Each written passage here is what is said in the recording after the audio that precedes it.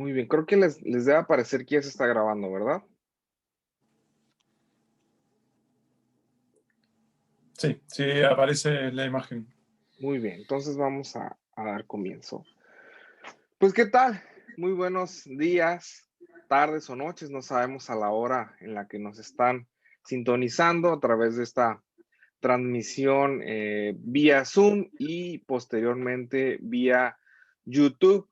Eh, pues agradecemos mucho su presencia el día de hoy. Creo que este 10 de diciembre es un día muy, pero muy significativo a nivel internacional, a nivel mundial, en materia de derechos humanos, porque estamos conmemorando el 72 aniversario de la emisión de la Declaración Universal de los Derechos Humanos.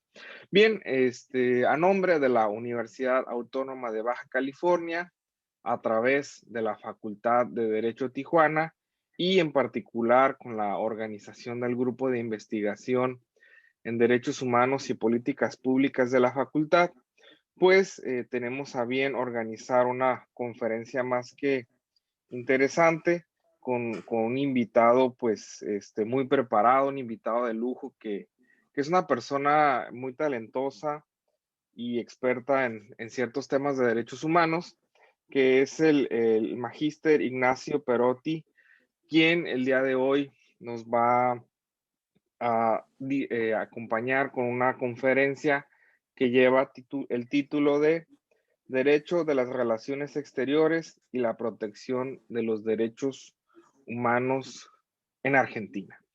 Sin duda, creo que es un buen momento, es un buen día para poder hablar de derechos humanos. 72 años de historia universal de los derechos humanos se dicen fáciles. Hemos atravesado por muchos desafíos, muchos retos, muchos logros, algunas derrotas. En fin, tenemos mucho que recapitular, mucho que hacer y el día de hoy, pues nuestro invitado nos acompañará con este tema. Vamos a presentar a nuestro invitado, Ignacio Perotti. Es becario de investigación y formación en doctrina constitucional en el Tribunal Constitucional de España. Es candidato a doctor en Derecho Internacional Público en la Universidad Autónoma de Madrid y actualmente se encuentra investigando sobre las relaciones exteriores en Argentina y España bajo la supervisión del profesor Carlos Espósito, y en la misma universidad realizó el máster en Gobernanza y Derechos Humanos y también el máster en Investigación Jurídica. Asimismo, Ignacio es abogado y magíster en Derecho Penal y Ciencias Penales por la Universidad Nacional de Cuyo en Mendoza, Argentina, donde además fue profesor de Derechos Humanos. Ha impartido conferencias y ha participado en numerosos proyectos de investigación en materia de Derecho Internacional y Derechos Humanos, en particular en asuntos relacionados con la justicia transicional y el sistema interamericano de derechos humanos. En el ámbito profesional se desempeñó en Argentina como funcionario de la Fiscalía de Lesa Humanidad de la región de Cuyo y como secretario de Lesa Humanidad del Tribunal Federal número 2 en Mendoza, Argentina. Sin duda, pues la experiencia de nuestro expositor es más que interesante, vinculado a derechos humanos y derecho internacional. Y pues hoy el tema que nos viene a hablar, pues es de suma expertise para Ignacio. Pues bueno, estimado Ignacio, sé bienvenido a esta universidad, a tu facultad, a tu casa. Sin duda, te manda un fuerte saludo la doctora Laura Camarillo, quien sabemos Claro. existen vínculos profesionales muy interesantes y pues esperamos seguir colaborando con ustedes en futuros proyectos. Pues sé bienvenido. Bueno, Ariel, muchas gracias. Te agradezco la coordinación, que me hayas contactado para, para dar esta charla. Estoy muy contento, la verdad, de estar conectados con ustedes, de poder tener esta oportunidad. Te pido que en mi nombre le agradezcas a la querida Laura Camarillo La verdad que hace casi 15 años que conozco a Laura, y la ciudad de Mendoza, que es de donde yo estudié y donde desarrollé mi carrera profesional y académica, y la ciudad de Tijuana, en México, se han vinculado desde este tiempo y aún mucho más, tanto la Universidad Nacional de Cuyo como con la Facultad de Derecho de Tijuana de la Universidad Autónoma de Baja California. Así que un saludo muy grande para toda la comunidad y mi agradecimiento especial también para Laura, que sé que está detrás de proyectos muy interesantes en materia de derechos humanos, de derecho internacional, además de tener ahora la responsabilidad de dirigir la Facultad de Derecho, que no es nada menor. Así que, bueno, gracias y buenos días para todos y todas por allá. Acá es de noche en Madrid, donde me encuentro en este momento, pero ya sé que es temprano, así que les agradezco también la gentileza de escuchar lo que tengo para compartir hoy con ustedes. Bueno, no me extenderé mucho para que podamos también después conversar, que creo que es lo interesante de estas charlas. Y me parece, y agradezco doblemente también por justamente invitarme en este día, en el Día Internacional de los Derechos Humanos, en que conmemoramos el 72 aniversario de la Declaración Universal, como bien dijo Ariel, y también debemos recordar que hacia el año 1948, solo que varios meses antes que diciembre, en abril, se sancionó, se aprobó la Declaración Americana sobre los Derechos y Deberes del Hombre, la Convención de Bogotá, la Conferencia de Bogotá, que fue pionera en el continente americano y que vale la pena también recordar en este día. Y particularmente en mi caso, en Argentina, también es un día muy especial porque en el año 1983, un 10 de diciembre, se retornó la democracia oficialmente al país, y bueno, de eso también les quiero hablar hoy y lo voy a desarrollar luego. Más o menos mi exposición voy a tomarme no más de 25 o 30 minutos para hablar sobre 3 puntos. No me quiero desviar mucho para que después podamos charlar y conversar. En primer lugar, les voy a contar un poco qué es esto del derecho de las relaciones exteriores, que suena un poco raro y por ahí el nombre no se logra comprender a cabalidad, entonces por eso quiero referirme en primer lugar a esta disciplina. En segundo lugar, y esto ya en el objeto de mi tesis doctoral que estoy haciendo acá en la Universidad Autónoma de Madrid, si se puede hablar, en el caso de Argentina, si se puede hablar de un derecho argentino de las relaciones exteriores. Y en tercer lugar, y en lo que hace a la protección de los derechos humanos, me voy a referir a cómo se conecta esta forma de entender este ámbito exterior del derecho interno con un aspecto muy particular de la protección de los derechos humanos, que es el caso de la justicia transicional en Argentina. Podríamos hablar muchos temas de estos referidos a la protección de derechos humanos en Argentina, pero creo que me interesa puntualizar en este, y luego en todo caso podemos hablar o explayarnos sobre otros temas al momento de las preguntas. Bien, ¿qué es esto del derecho de las relaciones exteriores? Como ustedes sabrán, como ustedes habrán estudiado o están estudiando, en la carrera de Derecho tenemos, por un lado, el derecho constitucional, donde estudiamos las bases políticas y jurídicas principales de un Estado, donde evidentemente, sobre todo en esta época, también se estudian, porque están reflejadas en las constituciones, aspectos de derechos humanos y derecho internacional. Por otro lado, tenemos el derecho internacional público, en este caso, o también privado, pero el que a mí me interesa focalizar es el derecho internacional público, donde se analiza esta suerte de normas, de tratados internacionales, instrumentos internacionales, normas de hard law, de soft law, decisiones, tribunales y demás. Y también en general, o por lo menos en Argentina así es, y en España también, creo que México no debe ser la excepción, las cuestiones internacionales que tienen que ver con un Estado, ya sea el argentino, el español o el mexicano, se estudian en parte en el derecho constitucional y en parte en el derecho internacional. Es decir, hay una división. Las cosas o las cuestiones que tienen que ver con la Constitución, lo que se establece en la Constitución, en general se estudia en el derecho constitucional, es decir, cuáles son los mecanismos para aprobar en el derecho interno los tratados internacionales, cuáles son las facultades del Poder Ejecutivo para llevar a cabo las relaciones internacionales, la ratificación de tratados, los tratados de integración regional y demás.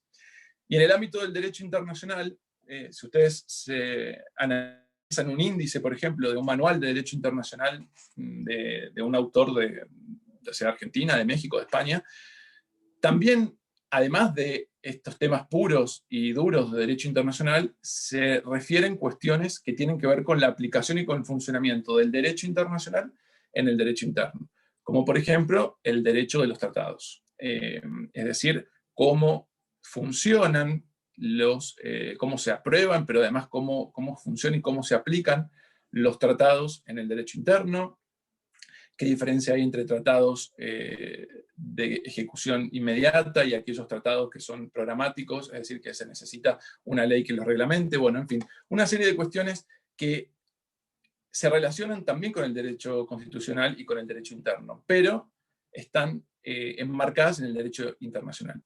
¿Y hacia dónde voy con esto? Justamente el derecho de las relaciones exteriores es una disciplina jurídica que está ligada a los países anglosajones. El origen de esta disciplina se ubica principalmente en Estados Unidos y en otros países de tradición del common law, como pueden ser los países del Commonwealth, es decir, el Reino Unido, Australia y unos pocos otros repartidos por el mundo. ¿Y cuál es el sentido del derecho de las relaciones exteriores? Es analizar estas cuestiones que les nombraba, que están repartidas en algunos estados entre el derecho constitucional, el derecho internacional público, el derecho administrativo también, en una única disciplina jurídica. Es decir, un campo de estudio específico y autónomo que analice principalmente el derecho interno, es decir, y así lo definen los autores, es el derecho interno que regula la forma en que ese Estado en particular interactúa con el resto de la comunidad internacional. Y claro, esto va muy vinculado a desarrollos recientes en el marco del derecho internacional que se plantean, que se cuestionan acerca de si el derecho internacional es realmente internacional o si hay diferencias en la aplicación del derecho internacional en cada uno de los estados. Y me refiero, por ejemplo, a un libro muy interesante de la profesora Anthea Roberts, que se llama, justamente el título es muy sugerente, se llama ¿Es el derecho internacional internacional? Es decir, se lo plantea en forma de pregunta, y lo que ella analizó en su investigación, más que nada una investigación empírica, analizando la aplicación del derecho internacional, tanto de las decisiones judiciales como de la academia también, es decir, la universidad, la forma de estudiar el derecho internacional, la legislación, las constituciones de una serie de estados del mundo, ella llega a la conclusión de que hay profundas diferencias en la aplicación y el funcionamiento del derecho internacional en cada uno de los estados. Es decir, en México probablemente la forma de la aplicación de los tratados internacionales sea distinta que en España y a su vez distinto que en Argentina. Las decisiones judiciales receptando la costumbre internacional o las inmunidades de los estados extranjeros o de cuerpos diplomáticos sea distinto en cada uno de estos estados, y así con un sinnúmero de cuestiones que pueden tener distintas implicancias. Entonces, lo que propone el derecho de las relaciones exteriores es estudiar en un estado en particular cuál es este derecho interno que afecta o que podría afectar la aplicación y el funcionamiento del derecho internacional. Esto significa, principalmente, y es uno de los aspectos más importantes o sobresalientes del derecho de relaciones exteriores, que es derecho interno. Es decir, es derecho constitucional, es derecho administrativo, es derecho también estatutario, son decisiones judiciales, son prácticas jurídicas vinculantes dentro del Estado, es decir, costumbre internacional adaptada o adoptada dentro de un Estado, en fin. Una serie de cuestiones que están repartidas, digamos, en otros campos jurídicos, tales como los conocemos hoy, y que se estudian en una sola disciplina. Esto, como les decía, tiene una tradición en los países anglosajones, principalmente en Estados Unidos, y ha traído muchos aspectos positivos, pero también muchas críticas. Y voy a empezar por las críticas a esta propuesta del derecho a las relaciones exteriores, para después hablar sobre los aspectos positivos. Y una primera crítica al derecho a las relaciones exteriores tiene que ver con el peligro que puede implicar de adoptar una visión localista del derecho internacional. Es decir, cómo esta nueva disciplina jurídica puede enfocarse demasiado en los aspectos locales o en los aspectos internos, y el riesgo que ello podría conllevar relacionados con el aislacionismo, es decir, el atentar contra la pretensión de universalidad que tienen el derecho internacional y los derechos humanos. Y esto es una crítica fuerte, creo que es la crítica más fuerte que se le hace al derecho a las relaciones exteriores, y ahora le voy a dar respuesta ahora cuando hable sobre los aspectos positivos. Otro aspecto que tiene que ver con el derecho a las relaciones exteriores, con las críticas que se le hace, es que es demasiado extenso, es decir, abarcaría muchos aspectos de otras disciplinas jurídicas, y se dice, bueno, a ver, si al final lo estamos estudiando en otras disciplinas jurídicas, en derecho constitucional, en derecho administrativo, en procesal constitucional, ¿por qué tenemos que tener una nueva rama del saber jurídico con el riesgo de atomización del saber que esto implica, ¿no? Y en esto, y relacionado con una otra crítica más que se le hace, sobre todo desde el aspecto constitucional. Los constitucionalistas dicen, bueno, pero al fin y al cabo todo esto tiene que ver con la Constitución y con el derecho constitucional. Entonces no es necesario que venga una nueva disciplina jurídica, una nueva rama del derecho, a decir cómo se tiene que estudiar esto. Está establecido el derecho constitucional, el derecho internacional aporta la visión internacional, el derecho constitucional aporta la mirada interna, y esto es perfectamente conciliable. Sin embargo, yo tengo algunas respuestas y sobre todo destacando aspectos positivos del derecho de relaciones exteriores. En primer lugar, destaco desde una perspectiva epistemológica y metodológica, es que y creo yo que es el punto más fuerte del derecho de relaciones exteriores, que permite un análisis profundo y con herramientas específicas acerca de esto que decía recién, cómo se aplica el derecho internacional, cómo se aplica el derecho internacional de los derechos humanos también, dentro de un Estado. ¿Y qué permite esto? Detectar cuáles son los puntos débiles dentro del ordenamiento jurídico interno, para poder modificarlos, para poder mejorarlos, para poder ver qué no está funcionando bien, y así que la aplicación del derecho internacional sea mejor, ¿no? sea de mejor calidad y más intensa. Por otro lado, poner en foco por ejemplo, las decisiones judiciales es muy interesante también, porque pensemos en la costumbre internacional, pensemos en régimen de inmunidades internacionales que no están legisladas en un Estado. Entonces, analizar las decisiones judiciales desde un punto de vista centrado en una sola disciplina jurídica también permite ver cómo es esta aplicación del derecho internacional que no está escrito. Tal vez está escrito en el ámbito internacional, pero no está escrito en el ámbito interno, es decir, en la legislación o en la Constitución. Yo creo que también esta disciplina logra una superación del clásico monismo y dualismo. Ustedes saben que tradicionalmente se ha hablado de monismo, es decir, de la incorporación o de que el sistema jurídico interno y el sistema internacional forman un solo ordenamiento o un solo ámbito jurídico, y el dualismo que establece dos sistemas separados.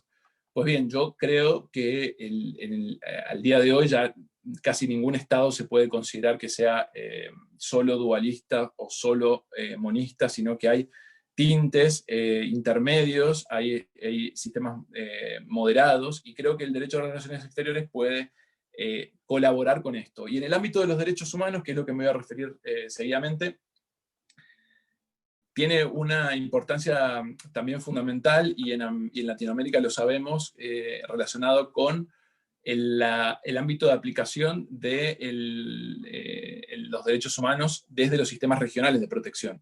En este caso, en Latinoamérica, de la Corte Interamericana, la Comisión Interamericana. Esto también podría formar parte del derecho a las relaciones exteriores y ver cómo se aplican los estándares internacionales, cómo se aplican los tratados internacionales o interamericanos en el ámbito interno. Y, por ejemplo, que también lo podemos discutir después, el control de convencionalidad es un instituto y un mecanismo, creo, perfecto para analizar justamente esto que vengo diciendo. Pasando al segundo punto, y muy rápidamente porque no quiero demorarme mucho en este, el objeto de mi investigación precisamente reside en analizar si se podría hablar de un derecho argentino de las relaciones exteriores. Hay un autor, un profesor mexicano que se llama Alejandro Rodiles, de la ITAM, que ha hablado también en un libro que se ha publicado hace poco, en un handbook de Oxford, sobre derecho a las relaciones exteriores, justamente. Y Rodiles, el profesor Rodiles, habla sobre un derecho mexicano también de las relaciones exteriores, o analiza en realidad si podría existir un derecho mexicano de las relaciones exteriores. Y creo que el paralelismo entre México y Argentina es muy interesante en este sentido, porque tenemos sistemas constitucionales parecidos, bloque de constitucionalidad, bueno, una serie de cuestiones que se asemejan bastante. Y les decía que particularmente en mi caso estoy estudiando el caso de Argentina y la comparación con España. Y en el caso de Argentina, yo tengo la hipótesis de que este campo jurídico, esta nueva disciplina jurídica, podría tener lugar, y que incluso hay evidencias que sugieren que si bien no se ha establecido como un campo propio o específico o autónomo de otras disciplinas jurídicas, su contenido ya está ahí en el ordenamiento jurídico interno. Solo que, como les decía, hay que ir viendo en determinados puntos, si se quiere, de cada una de las disciplinas jurídicas. Del derecho constitucional, del derecho administrativo, del derecho penal también. Hay aspectos del derecho penal que se incluyen en esto. Y en el caso de Argentina, en la propia Constitución, ya la Constitución 1853-60, que es la Constitución después de la unificación, de la Confederación, ya tiene algunas trazas de estas notas de internacionalización, de apertura exterior. Y eso, por supuesto, se fue profundizando a partir de la reforma de 1994, con la incorporación del bloque de constitucionalidad y la incorporación de la jerarquía constitucional de los tratados internacionales de derechos humanos. Los autores también, la doctrina, la academia en Argentina también tiene una tradición bastante importante en el estudio de estos aspectos internacionales, y puedo citar autores como Vidar Campos, Germán Vidar Campos, un constitucionalista muy conocido en Argentina, que ya incluso antes de la reforma del 94 hablaba sobre el impacto de los tratados internacionales y sobre todo de los tratados de derechos humanos en el ámbito interno y en el ámbito constitucional. Y después se pueden citar libros mucho más antiguos, como por ejemplo el de Carlos Carbone Yarzún del año 1928, imagínense, mucho antes de la Declaración Universal, donde hablaba de un sistema constitucional argentino de derecho internacional. Es decir, engarzando en lo constitucional con lo internacional. Y es algo esto bastante novedoso. Y las decisiones judiciales de los tribunales nacionales, sobre todo de la Corte Suprema de Justicia de la Nación, también dan una pauta acerca de que hay un interés desde la judicatura, sobre todo el Tribunal Supremo, de la Corte Suprema, por analizar el impacto que tiene el derecho internacional, el derecho interno. Y esto mucho antes de la Constitución, de la reforma de la Constitución, podemos mencionar casos como Merck Química Argentina del 48, Martín y Compañía Limitada, Esmedian contra Sofovich y demás. Son todos fallos de la Corte Suprema que analizaron cuál era el impacto de determinados tratados o el impacto o el sistema de recepción del derecho internacional que había en Argentina antes de la reforma de la Constitucional y demás. Todos estos elementos, creo que, bueno, esto por supuesto es una investigación en curso, pero estos elementos me dan la pauta o dan la pauta de que podría englobarse este estudio en este campo específico, ¿no? Y ya pasando al tercer y último punto, y para no demorar más la etapa de discusión, o bueno, las preguntas que quieran hacer, se preguntarán ustedes, bueno, ¿y a cuento de qué viene todo esto que me ha dicho? Es el Día Internacional de los Derechos Humanos, estamos hablando, y me viene a hablar de un campo jurídico, una nueva disciplina jurídica, y ¿cuál es el impacto que tiene esto? Bueno, en el caso de Argentina y la protección de los derechos humanos de Argentina, esto que les decía acerca de que el derecho de las relaciones exteriores como campo jurídico puede ayudar a detectar cuáles son los puntos donde no funciona bien, donde no se aplica bien el derecho internacional, o analizar. Hagan de cuenta que es como que da una serie de herramientas, una caja de herramientas para poder analizar con las herramientas adecuadas cómo se hace esta aplicación y funcionamiento del derecho internacional. Y creo que el caso de la justicia transicional en Argentina da varios ejemplos interesantes acerca de cómo se puede analizar esto. Y específicamente, hace poco, en un trabajo que salió publicado en la Universidad de Sevilla, de mi autoría, relacioné este nuevo campo jurídico con la justicia transicional en Argentina y también en España, comparándolo con España.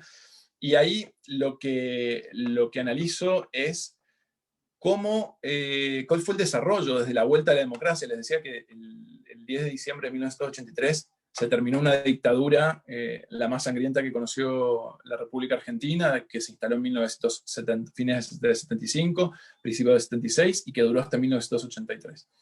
Y esta dictadura instaló un plan sistemático de exterminio, de homicidios, de ejecuciones extrajudiciales, de tortura, de desaparición forzada de personas y demás. La vuelta a la democracia vino aparejado también una etapa de justicia transicional. ¿Qué significa esto? Un tratamiento a través de la justicia de la etapa anterior de la dictadura. Y los hitos principales de este momento fueron la instalación de una comisión de la verdad, la Comisión Nacional de Desaparición Forzada de Personas, y el impulso por parte del gobierno nacional de un juicio a las juntas militares, el conocido juicio a las juntas militares. Y en este momento, todavía cuando sale la condena a las juntas militares en el año 85, la condena no aplica prácticamente el derecho internacional, sino que se basa en el derecho interno, es decir, en el derecho penal. Se condena por una serie de delitos porque en ese momento, por supuesto, todavía no estaban prescriptos y se los podía juzgar, ¿no? Esto es importante destacar, la justicia civil fue la que juzgó los delitos en Argentina, ¿no? No fueron tribunales militares ni jurisdicción especial, sino que fue la justicia ordinaria. Y después de esta primera condena se intentaron seguir los procesos, pero lamentablemente sabemos que las democracias, cuando pasan tantos años de dictaduras, de gobiernos autocráticos, son muy débiles y lamentablemente no se pudo continuar con las investigaciones. Y debido a determinados episodios de alzamientos militares, el gobierno se vio en la necesidad política en ese momento de sancionar leyes de amnistía, que fueron las leyes de obediencia civil y de punto final, que hacia fines de la década del 80 cerraron esta etapa de investigaciones en Argentina. Después hubo una serie de indultos a principios de los 90 que también contribuyeron a que las personas que ya habían sido condenadas fueran perdonadas.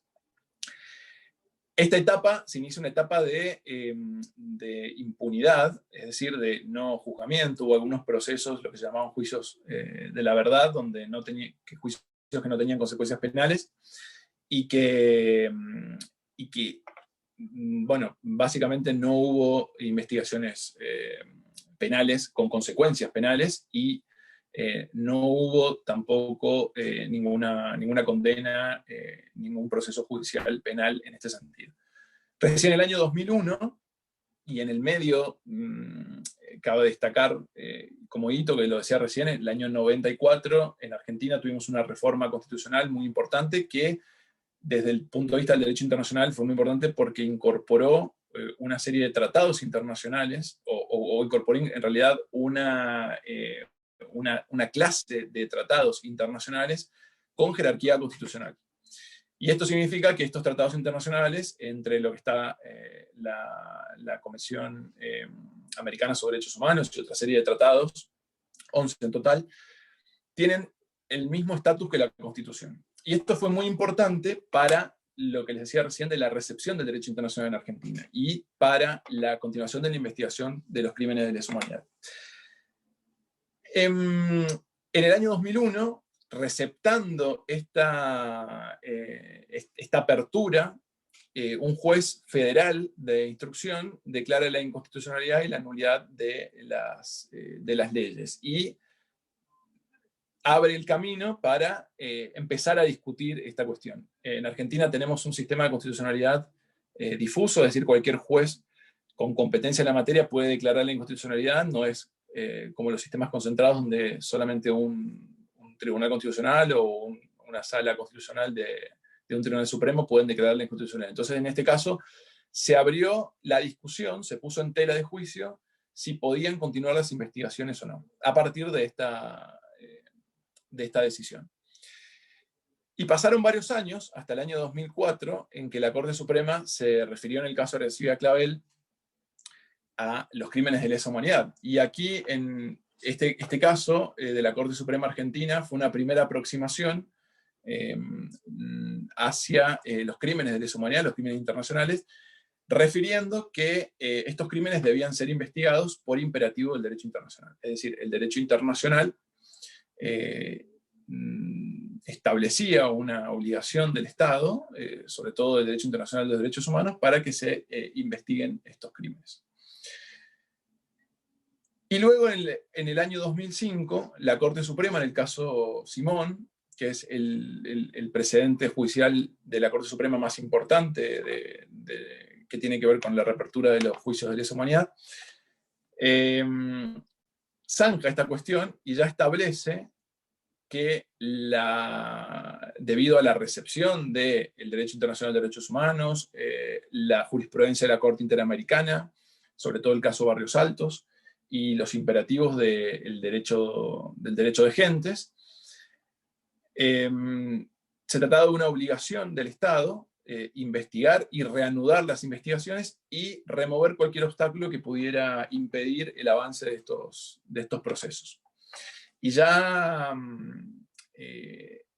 en esta decisión ya declara la inconstitucionalidad y la nulidad de estas leyes de amnistía y de los indultos que impedían el avance de las investigaciones. Y esta decisión es muy interesante desde este punto de vista que les comentaba desde el derecho de las relaciones exteriores, porque desmenuzando, bueno, por cuestión de tiempo no lo puedo hacer ahora, pero desmenuzando la resolución, tiene aspectos muy interesantes para analizar, como por ejemplo la afirmación de que hacia la época de comisión de los hechos ya existía un imperativo internacional de que los crímenes contra la humanidad estaban prohibidos por el derecho internacional y por tanto por el derecho de gente, y que por lo tanto no pueden prescribir.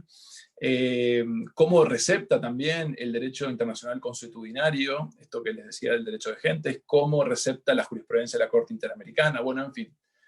¿Y por qué traigo a colación esto? En primer lugar, porque fue este proceso de justicia transicional y post-transicional en Argentina fue muy importante, y esto no lo digo por ser argentino, sino porque lo han reconocido así los autores a lo largo y a lo ancho del mundo. Autores de derecho internacional, estos procesos de juzgamiento han sido hito para lo que se llama la justicia transicional, es decir, la importancia que tiene el juzgamiento, la investigación de estos crímenes.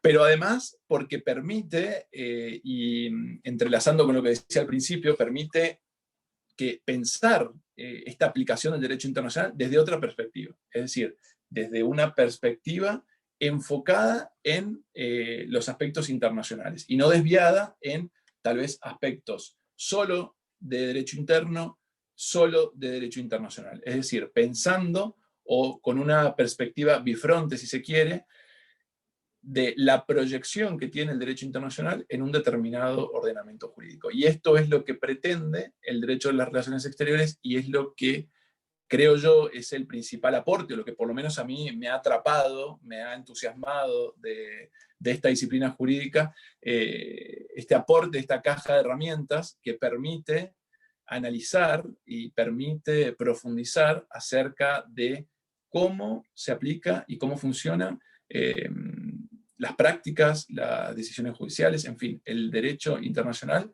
en un determinado estado.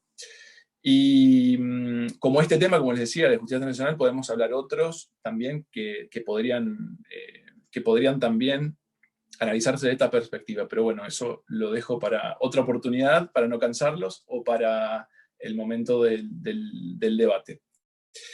Por mi parte, nada más, les agradezco la atención. Perdón si me extendí un poco más de lo que pensaba, pero bueno, quedo atento a las preguntas y a las dudas o sugerencias también. Yo estoy abierto al debate sobre estas ideas. Gracias. Muy bien, estimado Ignacio, pues te agradecemos mucho la disertación que nos acabas de dar. Sin duda,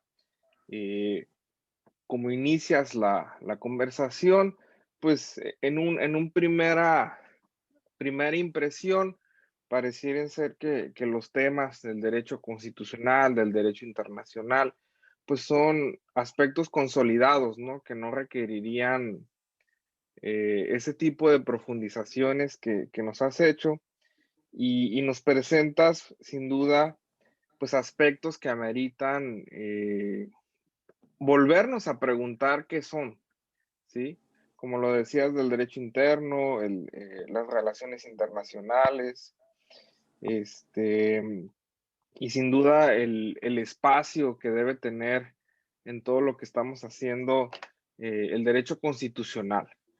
Yo quisiera hacer una primera pregunta en lo que el público nos escribe por el chat sus comentarios, que es en qué momento se advierte si es que entendí la propuesta, la necesidad de una autonomía disciplinar de este derecho de las relaciones exteriores, ¿no? Porque hemos vivido en otras disciplinas jurídicas etapas donde ha habido una emancipación. Por ejemplo, en México tuvimos el derecho de familia, que lo asimilábamos al derecho civil, y hoy por hoy se han dispersado y cada uno tiene un objeto de estudio o objeto de investigación propio, y ya no nos queda lugar a dudas de la separación, ¿no?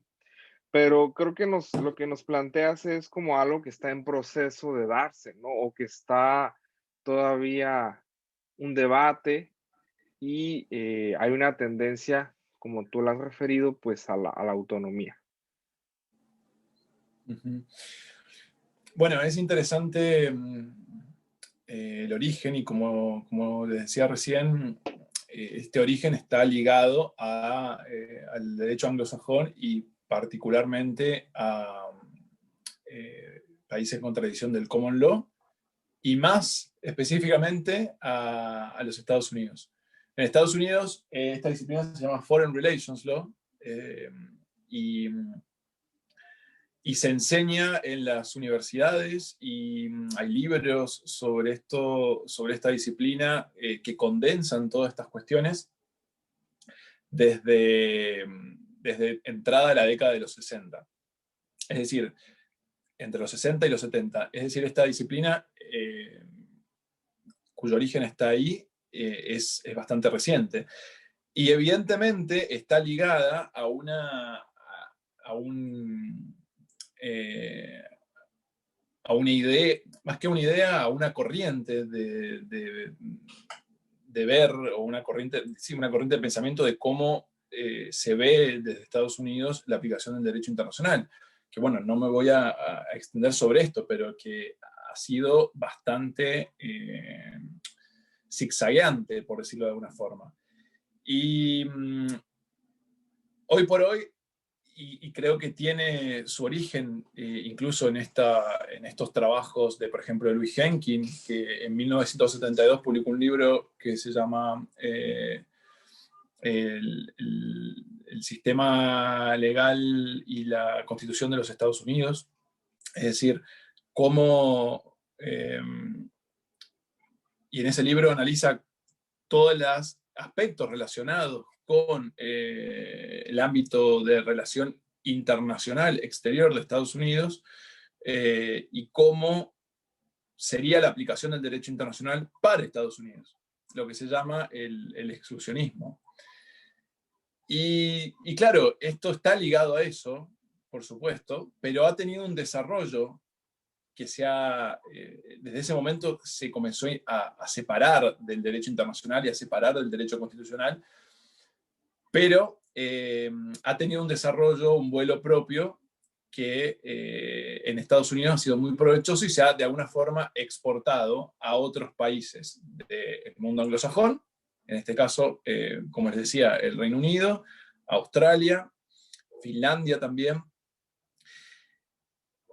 Y a mi entender, yo creo que la razón o las razones se deben o están vinculadas con lo que puede dar esta disciplina. Es decir, si bien en su origen en Estados Unidos es una visión muy específica de cómo en Estados Unidos se ve la aplicación del derecho internacional, que como todos sabrán, es bastante cerrada o bastante particular. Estados Unidos no forma parte de muchos tratados internacionales, de las comunidades internacionales también de acuerdo a sus objetivos, tal vez geopolíticos, estratégicos y demás. Pero en la academia se fueron dando otras discusiones que fueron resonando eso mismo, esa situación, pero en pos de ver una mejor aplicación del derecho internacional. Y creo que ese fue el hilo conductor de lo que se fue desarrollando ahí y que ese modelo se fue de a poco exportando a otros lugares. Y creo que en los últimos 10 años, una serie de investigaciones de profesores y de profesoras de estos ámbitos de universidades, de la Universidad de Virginia, la Universidad de Duke en Estados Unidos, de las universidades en Australia, la Universidad de Sydney, donde está la profesora Anthea Roberts, la Universidad de Cambridge también, empezaron a plantear estudios comparativos y decir, bueno, ¿qué pasa o cómo funcionaría esto en otros estados? Salgamos del mundo anglosajón, pensemos en Rusia, pensemos en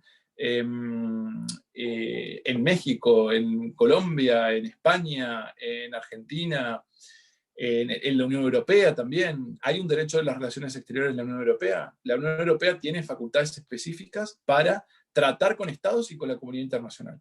Se pueden analizar desde el derecho de las relaciones exteriores.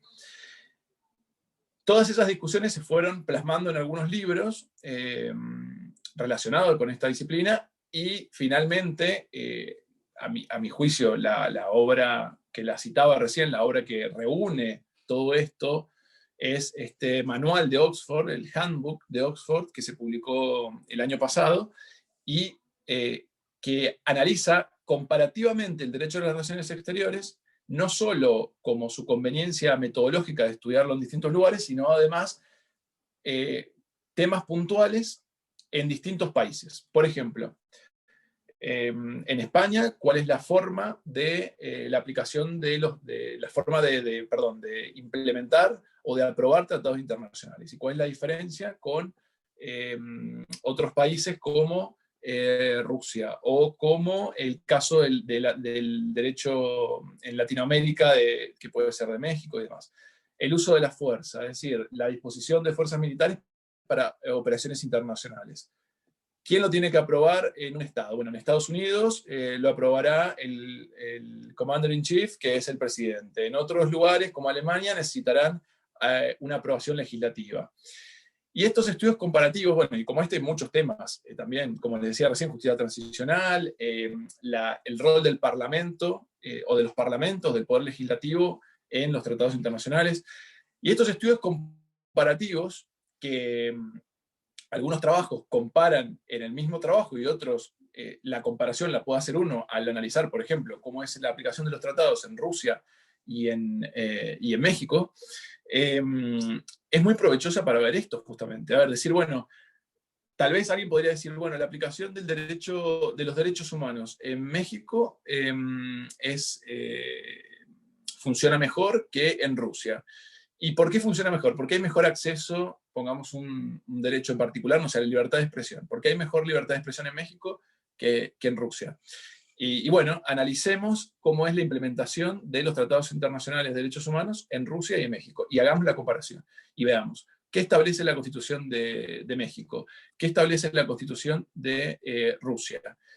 Y todo este estudio, todo este entramado, se hace dentro de un mismo marco jurídico. Es decir, como bien decías recién, Ariel, el derecho de familia, el derecho de los consumidores, el derecho, acá en Europa, el derecho de la Unión Europea.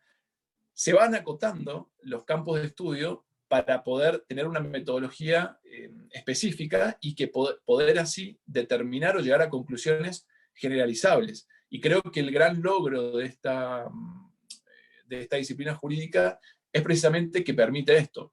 No analizarlo dispersamente. A ver, bueno, voy un poco a ver en el derecho constitucional, voy a ver el derecho internacional, voy a ver qué dice el derecho administrativo, sino en una sistematizada, en una sola disciplina jurídica. Y decir, bueno, la interacción entre el derecho constitucional y el derecho administrativo, y que por abajo viene también el derecho penal sancionador, y que también puede haber una pequeña influencia de otro ámbito, como por ejemplo puede ser también el derecho de familia, lleva a pensar, al fin y al cabo, cómo funciona un determinado derecho o una determinada práctica jurídica en un Estado. Y creo que este poder de sistematizar y de análisis es, a mi juicio, o por lo menos en este momento estoy convencido de ello, o cada vez me convenzo más de ello, el aspecto más importante o destacable de esta propuesta.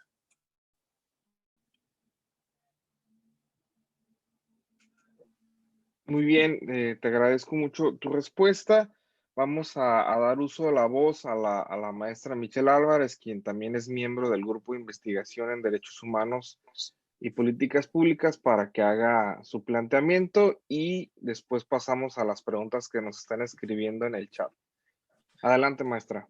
Bueno, muchas gracias. Primero, felicitarlo.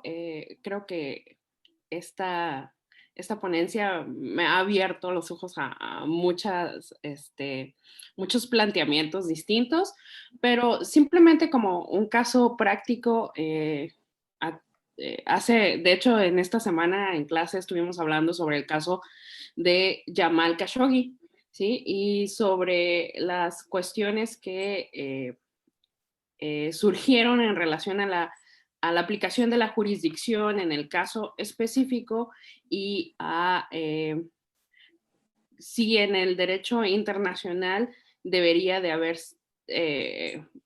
hecho una investigación independiente y cuál es esta,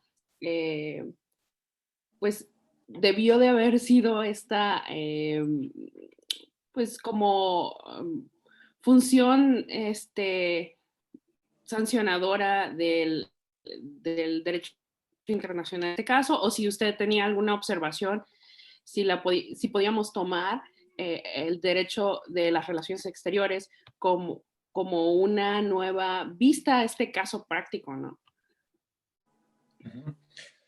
Bueno, evidentemente el caso este es muy interesante porque plantea un conflicto entre el derecho internacional por un lado, el derecho consular y diplomático, porque aparentemente por las investigaciones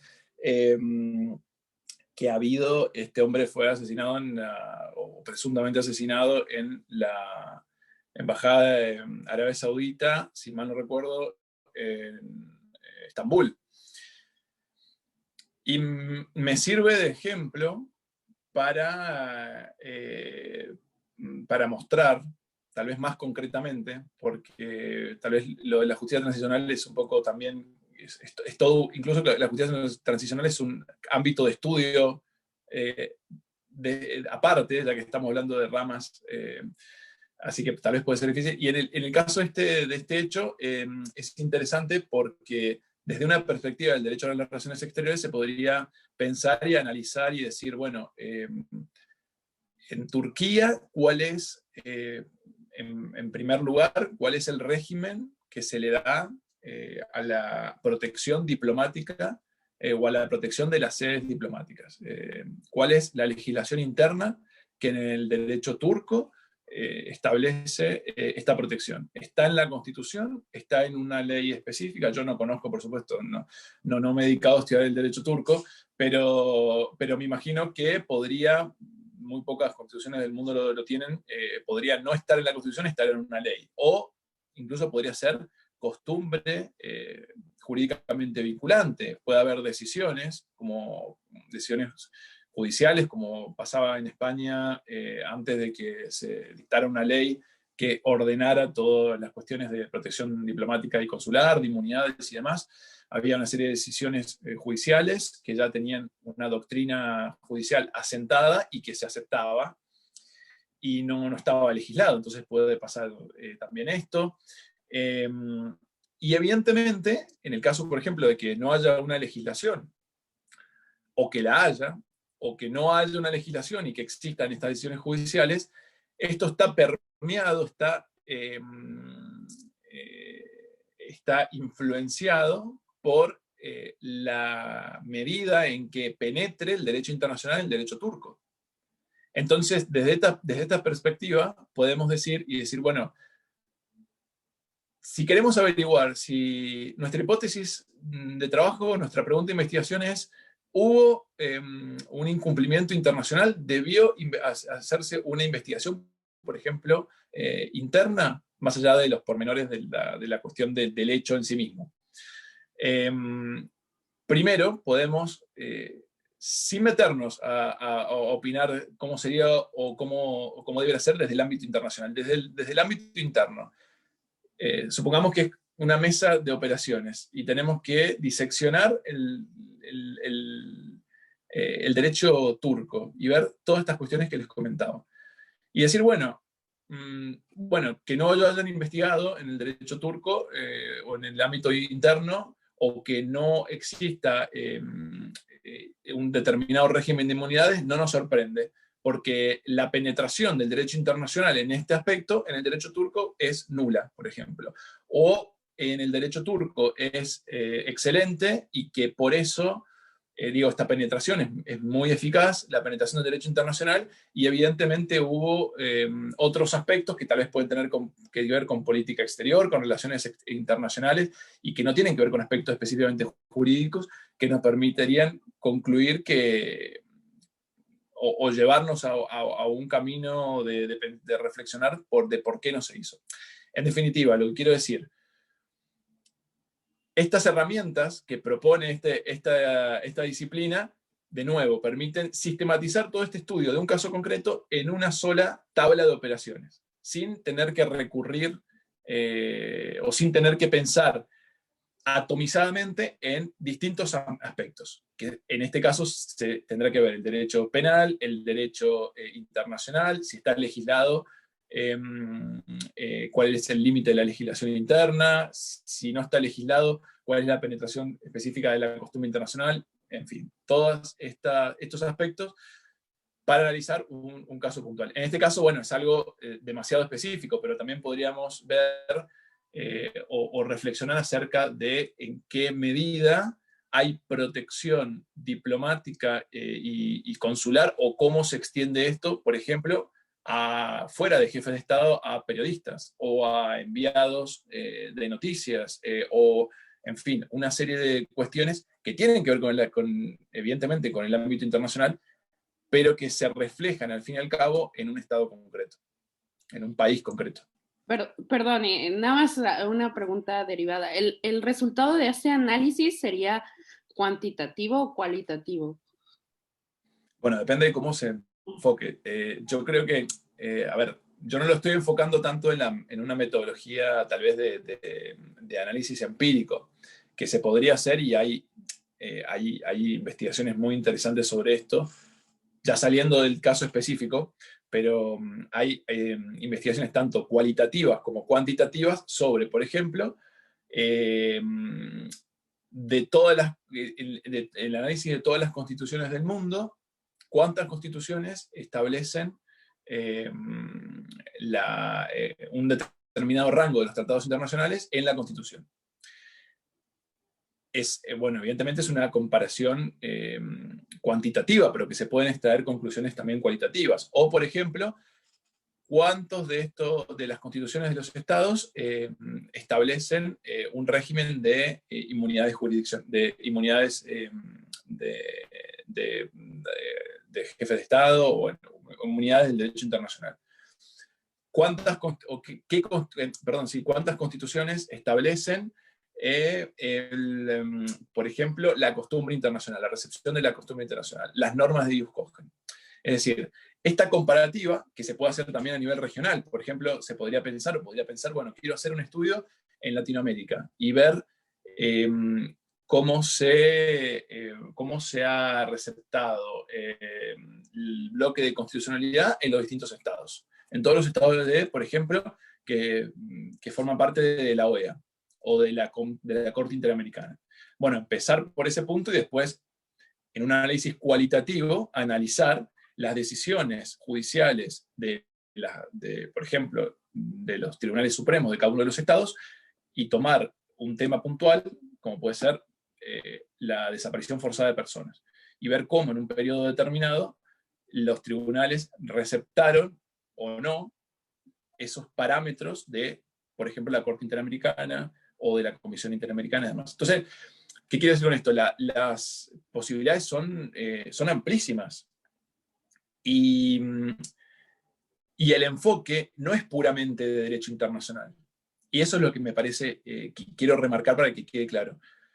El enfoque es primordial, pero no exclusivamente de derecho interno, porque estamos analizando el derecho interno. Estamos viendo cómo estamos poniendo en la tabla de operaciones a Colombia, a Perú, a Argentina, a Paraguay, a Uruguay, y ver en cada uno de sus ordenamientos jurídicos internos cómo se recepta y cómo se aplican determinadas cuestiones del derecho internacional.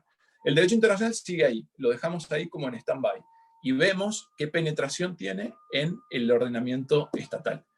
Y eso es lo que permite detectar, o según lo que yo veo, lo que yo creo, o lo que me he convencido, eso permite detectar cuáles son, por ejemplo, las falencias en la investigación de las desapariciones forzadas. Por ejemplo, en México. Las falencias que tal vez pueden o no venir de esta penetración, y tal vez pueden ser otras, nos pueden llevar a otros caminos, y pueden decir, bueno, no, la penetración del derecho internacional en la investigación de la desaparición forzada de personas en México, o en Argentina, o en Colombia, es perfecta. Y las causas de que no se investiga adecuadamente vienen de otro lado. Pero las herramientas de este análisis, creo yo, vienen dadas por esta sistematicidad que se hace desde una sola disciplina jurídica y no desde varias. Muchas gracias, Magíster. Gracias. Muy bien, tenemos una pregunta del público en el chat, le voy a dar lectura. Guadalupe Caballero nos dice lo siguiente. Buenos días, de acuerdo a las investigaciones realizadas y la apertura que se han dado en el derecho internacional, ¿qué considera usted que falta para que los estados estén más disponibles para la aplicación de este derecho? Bueno, le agradezco a Guadalupe porque es una pregunta muy interesante y no me voy a extender mucho porque es algo que daría para hablar mucho. Yo creo dos razones voy a remarcar. Tres mejor. Una que tiene que ver con esto mismo del origen. Es decir, el origen es reciente y el origen además está marcado casi como con un estigma de que tenga su nacimiento en Estados Unidos. Y esto es una impresión mía, si se quiere, una conclusión provisoria de lo que estoy estudiando en mi tesis doctoral. ¿Y por qué digo esto? Porque, como decía, Estados Unidos tiene una visión muy particular de cómo se aplica el derecho internacional, muy localista, si se quiere, cada vez más, y sobre todo después de los últimos 4 años del gobierno de Trump. Y bueno, eso creo que le da un pequeño estigma, decir, bueno, no, pero me estás diciendo de que usemos esta disciplina jurídica que tuvo su origen en Estados Unidos, pero Estados Unidos hace lo que quiere con el derecho internacional. Bueno, es una crítica válida, pero es una crítica que yo creo que tiene una respuesta de la metodología, es decir, bueno, en Estados Unidos puede que haya tenido su origen y que puede que funcione con una visión local, pero esto ha trascendido las fronteras y hay muchas personas, muchos investigadores e investigadoras que están viendo cuál es el potencial de esta forma de estudiarlo fuera de lo que pasa en Estados Unidos. Y creo que esta obra que les mencionaba, donde ha participado, como les decía, el profesor Rodiles, el profesor Carlos Espósito también, que es mi supervisor, mi director de tesis doctoral, el profesor René Urueña también de Colombia. Y lo que plantean es esto, es decir, bueno, a ver, veamos, analicemos, pensemos cuáles son los beneficios que puede tener esto y saquémoslo de ese estigma. Pero bueno, yo creo que eso es un punto que creo que le juega en contra, por decirlo de alguna forma. El segundo aspecto, que creo que también le juega en contra para esta aplicación, es lo que epistemológicamente le puede ocurrir a cualquier nueva disciplina o nueva rama que se desprenda a su vez de alguna de mayor envergadura. Y esto es una fuerza de gravedad, de atracción que está presente y podemos pensar, recién hablamos del derecho de familia, que se desprendía del derecho civil. Y hoy por hoy decimos, bueno, pero el derecho de familia no tiene nada que ver con los derechos reales. Y sin embargo, o por ejemplo, esto hablando del caso de Argentina, el derecho de las sucesiones. En Argentina, hasta no hace muchos años, se estudiaba y se daba la materia de derecho de sucesión y derecho de familia juntas. Y decir, bueno, pero ¿qué tiene que ver el derecho de sucesión y el derecho de familia? Bueno, había una atracción que lo hacía que se estudiaran juntas. Bueno, esto ocurre en todos los ámbitos del saber, ¿no? Se va diversificando cuando hay cierta autonomía para estudiarlo. Y creo que todavía hay una fuerza de atracción, de gravedad muy fuerte del derecho constitucional, que es lo relacionado con esta crítica que le decía. Bueno, los constitucionalistas dicen, bueno, pero ¿qué me está hablando usted del derecho interno que maneja el derecho internacional? Si esto ya está en el derecho constitucional, no venga a inventar nada acá.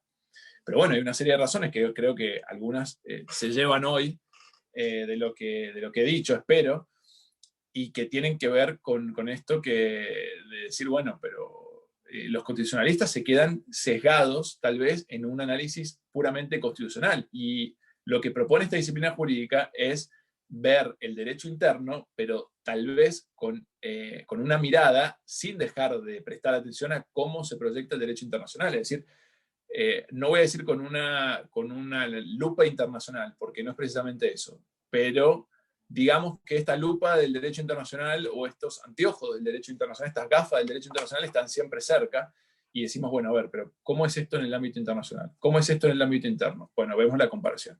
En cambio, yo creo que los constitucionalistas se quedan en esa visión puramente de derecho interno y eso atenta, recién hablaba del control de convencionalidad y creo que es un claro ejemplo, del análisis que uno puede ver de un autor o una autora de derecho constitucional y un autor o una autora de derecho internacional sobre el control de convencionalidad, y son análisis distintos. Y uno dice, bueno, pero ¿está analizando el mismo instituto, el mismo mecanismo jurídico? Bueno, sí, lo está analizando desde perspectivas distintas. Una es mejor, y ¿cuál es mejor y cuál es peor? Bueno, son distintas.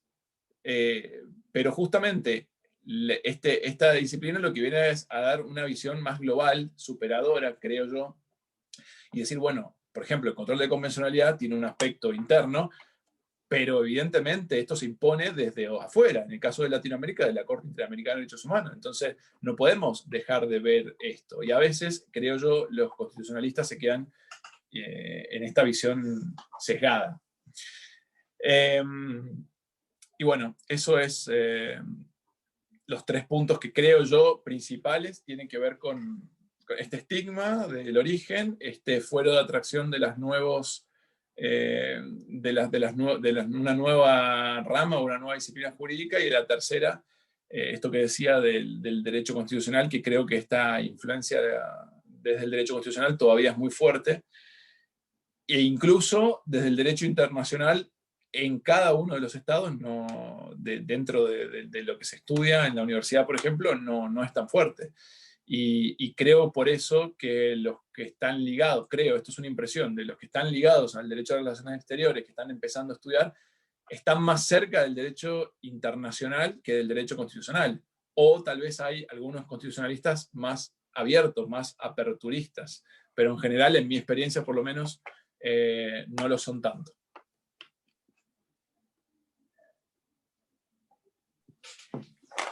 Muy bien, mi estimado Ignacio, pues sin duda nos presentas un tema de vanguardia, un tema muy interesante. Y pues recordemos que en los últimos años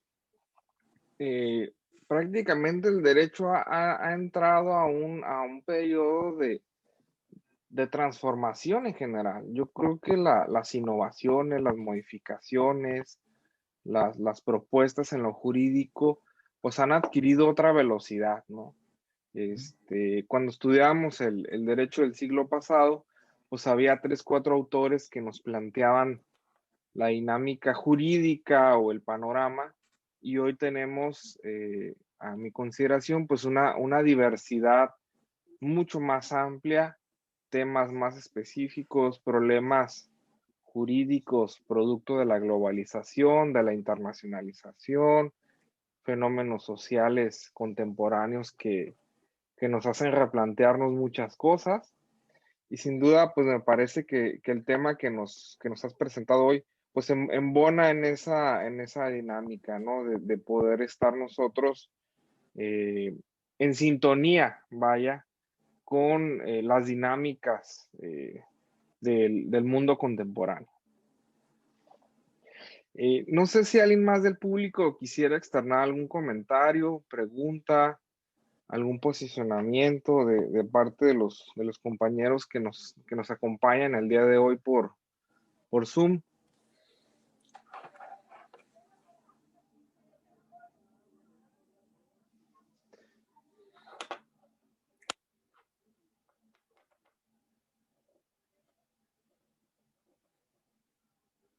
Bueno, vamos a esperar a ver si alguien más escribe. Estás escribiendo Abril Barrón, bueno. Dice, muy buena exposición, todo muy claro. Bueno, muchas gracias. Espero que así sea, y si no, quedo a su disposición también para... a ver, yo creo que esto también es... Yo voy día a día, como les decía, estoy en el medio de mi investigación doctoral y voy día a día discutiendo con colegas, contrastando también con lo que voy leyendo y sobre todo reflexionando, ¿no? sobre esto. Es algo que a primera vista a uno le cuesta entender. Yo cuando empecé con esto fue algo que fue... Uno tiene, creo, un chip, una forma de entender las cosas y cuando... en este caso el derecho, y cuando alguien le plantea algo distinto, decir, bueno, pero a ver, ¿por qué, por ejemplo, el derecho de los consumidores, por qué tenemos que ver el derecho de los consumidores como algo separado? Y bueno, de a poco uno se va haciendo la idea, y creo que en esto no es algo que, si bien se puede entender determinadas nociones, algo que se procesa. Entonces, bueno, en ese sentido creo que quedo abierto para lo que necesitan al respecto. Si me quieren escribir, después aquí dejo mi correo electrónico, me pueden escribir para que les envíe material o evacuar cualquier consulta, duda. También quedo a disposición del grupo de investigación de la facultad, que sé que siempre están muy interesados en los temas que tienen que ver con derechos humanos, derecho internacional. Y bueno, quedo a disposición de todos ustedes.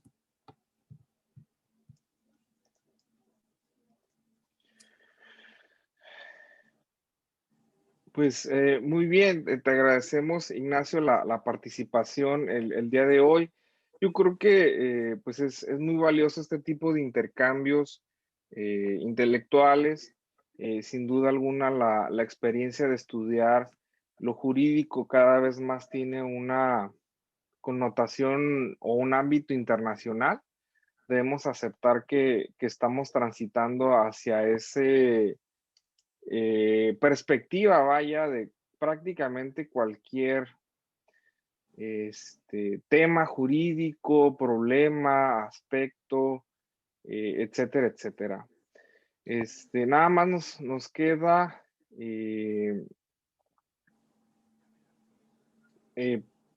presentar en pantalla la parte de reconocimiento que te haremos llegar como es debido. Y bueno, antes, nada más en lo que hago la logística, pregunta de Beatriz Gómez si nos pudiera recomendar algún buen libro de derecho internacional. Bueno, yo creo que hay muchos, así como de temas de derecho internacional. A mí los que últimamente me han interesado mucho tienen que ver con las nuevas tecnologías. Por ejemplo, el año pasado tomé un curso, cuando todavía los cursos eran presenciales, aquí en la Universidad Autónoma que daba el profesor Carlos Espósito, sobre Derecho Internacional y Nuevas Tecnologías. Y sobre eso hay una extensa bibliografía que también puedo, a través tuyo,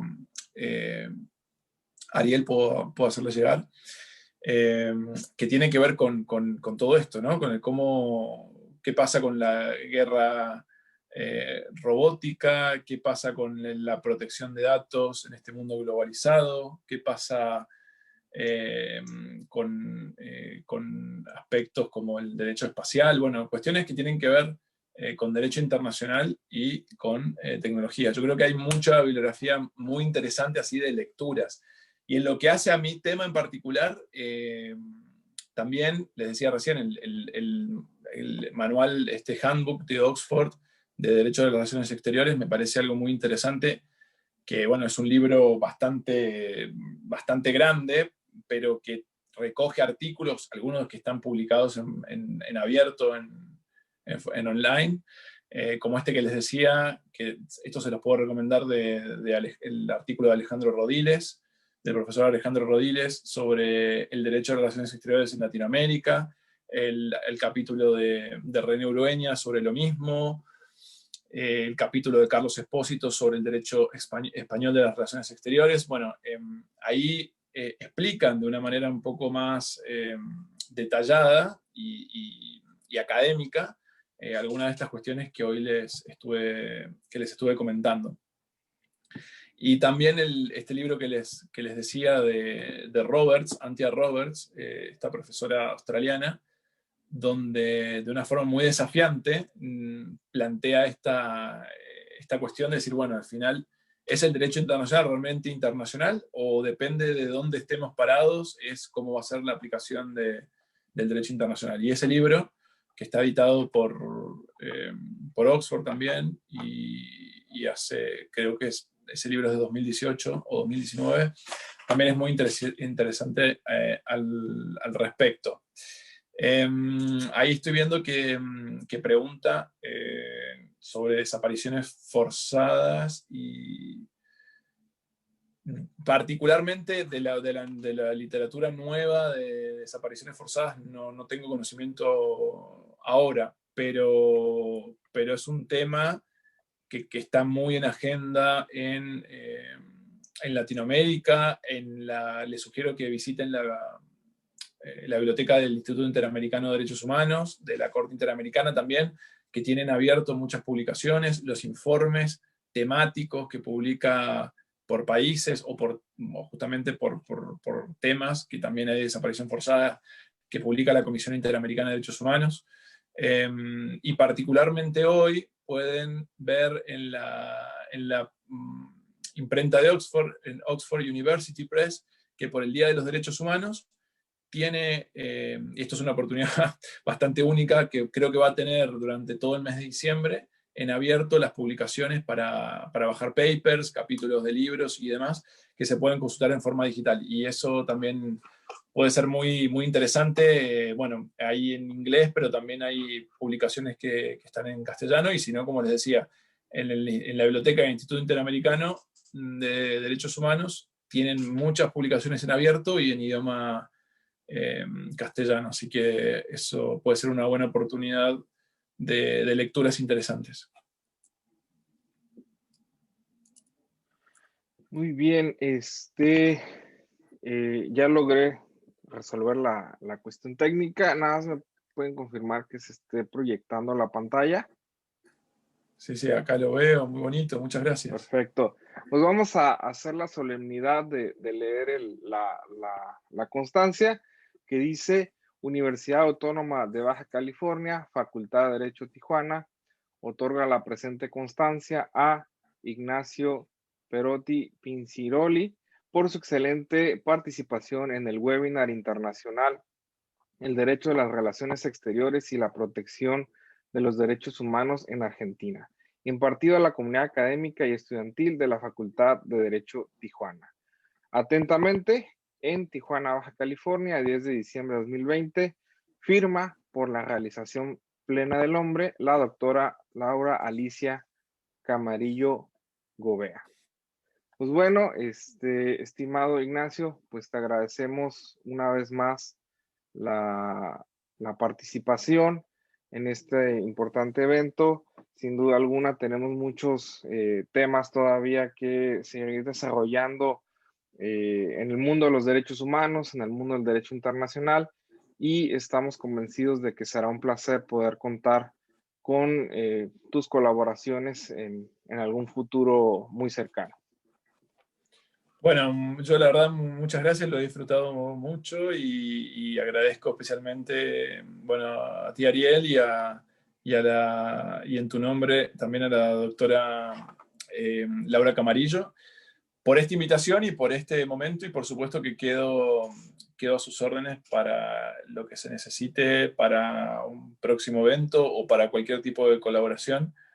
Y la verdad que no conozco todavía Tijuana, pero me he sentido muy, muy en casa en este rato que hemos pasado juntos. Así que muchas gracias y un saludo para todos y todas las personas que me escucharon, y agradecerles, porque sé que esta hora tal vez es un poco complicado, pero bueno, las diferencias horarias hacen que tengamos que encontrar un punto de equilibrio, pero de verdad y sinceramente muchas gracias por la atención. Muy bien, pues estimado público, esto ha sido todo por el día de hoy. Les agradecemos su permanencia y no se olviden de que este evento también será transmitido en las redes sociales y en el canal oficial de YouTube de nuestra Facultad de Derecho Tijuana. Pues muchas gracias, muy buenos días, tardes o noches, donde quiera que se encuentren.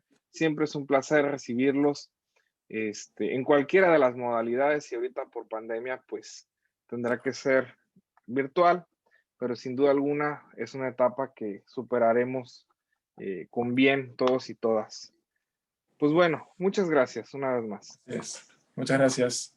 Hasta luego, buenas noches.